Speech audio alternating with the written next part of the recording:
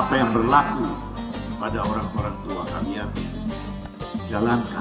Huwa Ahmadun wa Muhammad, qalbi Muhammad, bihadihi nata'abbad, qalbi Muhammad, ya Rabbi salli alayh.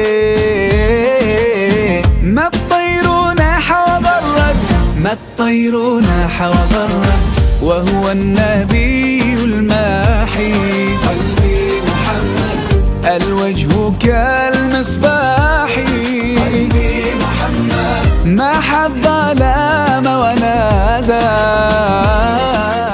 Semangat keislaman diajarkan oleh habaib dan semua nama yang sampai kepada Rasulullah. Alhamdulillah Islam dia bisa menyebar di seluruh jaziratul muluk ini. Bahkan bukan sampai di sini saja, Habib. Mungkin Habib lebih tahu, tapi saya tolong ingatkan kepada kita orang semua yang mungkin belum tahu. Saya yakin Habib pasti tahu ini dibandingkan dengan saya. Saya hanya tahu mungkin hanya setitik pasir di tengah lautan, dan Habib adalah samudera itu sendiri. Saya ingin menyampaikan bahwa Nuku, Sultan Nuku yang kemudian diberikan gelar oleh para habaib-habaib yang datang dari jazirah dengan sebutan Sayyidul Jihad, Muhammad Al-Mabus, Sayyidil Kaca Peperangan. Itulah beliau, Habib. Beliau menyebarkan Islam atas perintah guru-gurunya yang sampai kepada Rasulullah. Kemudian beliau sampai menyebar, dan beliau berada di istana Tidore ini hanya 1 tahun lebih sedikit. 23 tahun lebih beliau berada di medan pertempuran menegakkan kalimatullah. Mungkin orang mengira bahwa beliau demokratis. Tidak. Justru ketika kalimat la ilaha illallah itu berkumandang di mana-mana, dibawa oleh panji-panjinya Rasul Nuku, pada saat itu semua orang-orang yang bukan Islam, orang yang canga di Tobelo sana, itu bukan orang yang beragama banyak pada masa itu. Tapi alhamdulillah mereka nyaman dan aman tinggal di bawah naungan Nuku dengan Islamnya. Itulah keislaman dibawa oleh Nuku.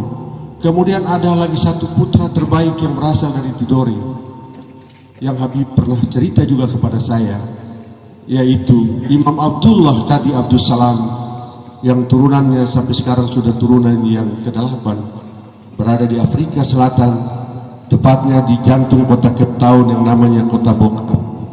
Itu dibuang di sini dengan tangan dirantai, kaki juga dirantai, dibuang dari Tanjung Cobo, kemudian dibuang ke Flores. Dari Flores tidak bisa beliau dibuang lagi, dibuang sampai ke tanah Batavia, Kapolda. Tapi ternyata sampai di Batavia beliau tetap teguh mensiarkan agama Islam ini. Dan pengikut beliau tidak hanya orang Islam, banyak juga orang-orang di luar Islam yang mengikuti beliau karena merasa tangan keadilan itu sedang berada di hati-hati mereka. Itu Imam Abdullah Qadi Abdus Salam. Saya bersyukur saya bertemu seorang sultan yang sangat tawadhu, sangat berakhlak tinggi. Saya mengenal Sultan Hussein Shah ini di Rumah Sakit Pondok Indah waktu Sultan Muzaffar Shah sakit. Kita bertemu di situ.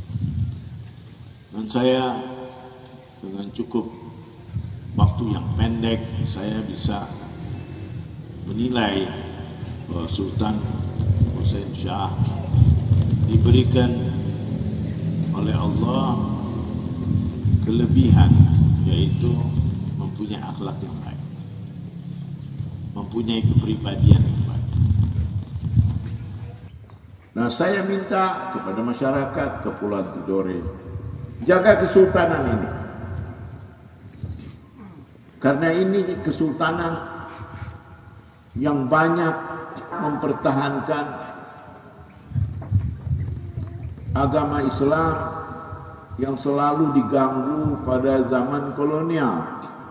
Jadi kita sebagai masyarakat Kepulauan Tidore tidak bisa membalikkan nikmat yang besar ini kepada sultan-sultan yang telah berjuang membawa ajaran Islam. kecuali dengan satu modal kita menjaga kesultanan ini, hormati keluarga kesultanan, ya, jalankan adat yang benar, yang bekerja pada kesultanan, bertetangga dengan kesultanan, jangan mabok, jangan minum khamar, karena kesultanan ini nenek-nenek mereka, datuk-datuk mereka sudah pada mati dibunuh oleh Belanda. Syekh Yusuf Tajul Khalawatiyah yang dibuang oleh Belanda ke Cape Town. Dan ini Imam Abdullah ini adalah mantu dari Syekh Yusuf Tajul Khalawatiyah. Syekh Yusuf Tajul Khalawatiyah lah yang memerintah untuk masuk ke Tidore. Beliau ditangkap karena berguru dan berdakwah di Afrika, akhirnya dibuang.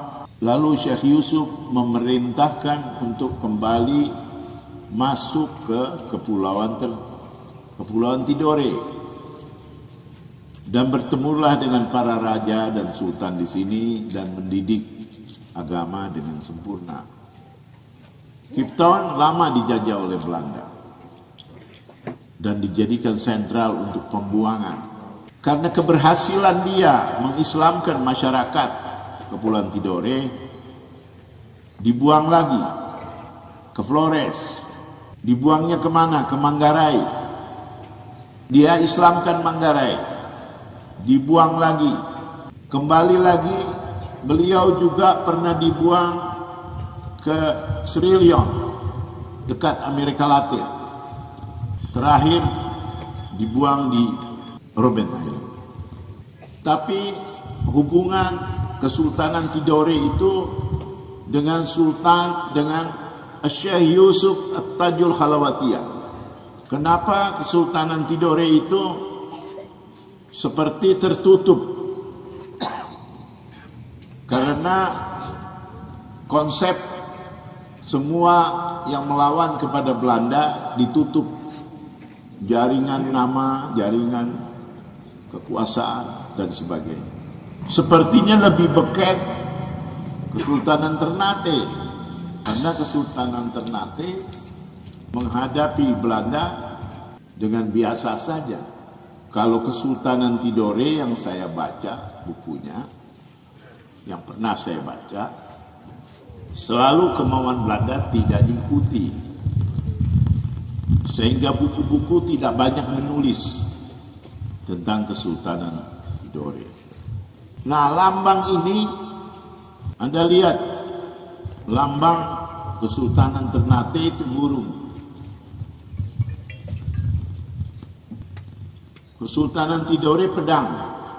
Dan pedangnya yang saya lihat tadi bentuknya seperti kopi dari pedangnya Imam Ali yang ada di Museum Utsman bin Affan di Mesir. Di Mesir ada museum namanya Museum Utsman bin Affan. Di situ ada kopi dari pedang Zulfikar. Nah, Zulfikar itu pedangnya begitu, ada pecah sedikit di depan. Ada kemiripan dengan lambang Sultanan di Aceh. Lambangnya ini tidak ada embel-embel kasih sayang. Seperti ada bunga ke, daun ke, kapas ke, tidak ada. Memang untuk memperjuangkan Islam. Dalam catatan Raja Goa, stempelnya Raja Goa itu pedang Zulfikar. Dan kekuasaan Raja Tidore ini, Kesultanan Tidore, mungkin lebih tahu, ya, itu sampai Papua Nugini.